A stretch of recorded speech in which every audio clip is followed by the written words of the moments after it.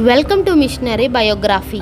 మే 9, 1956 సంవత్సరంలో స్టీవెన్ వీరప్పనేని గారు జన్మించారు.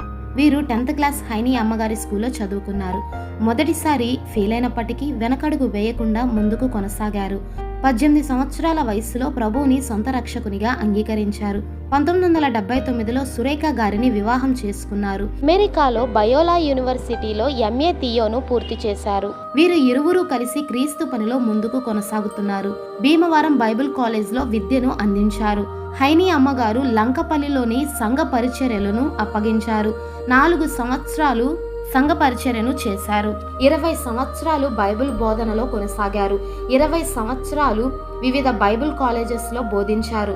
2002లో యాకోబు 1:15 ద్వారా ప్రభువు మాట్లాడారు. నీకున్నదంతా నాకు ఇచ్చేస్తే నేను నిన్ను చూసుకుంటాను అన్న మాటకు విధేయత చూపి తనకున్న సమస్తాన్ని అమ్మివేసి ప్రభువు పనిలో సాహసపేతమైన విశ్వాసముతో ముందడుగు వేశారు. వీరు ఎన్నో ఘనమైన పరిచర్యలను చేశారు. నాయకులను తర్ఫీదు చేయడం, విధవరాలకు కుట్టు మిషన్స్, చిల్డ్రన్ హోమ్స్, వైద్య సేవలను అందించారు.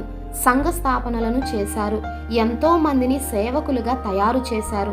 ఈ ఇన్ఫర్మేషన్ మీకు వర్తనిపిస్తే లైక్ చేసి సబ్స్క్రైబ్ చేసి మరిన్ని వీడియోస్ కోసం మన ఛానల్ని ఫాలో చేయండి. అందరికీ షేర్ చేయండి. Thank you all.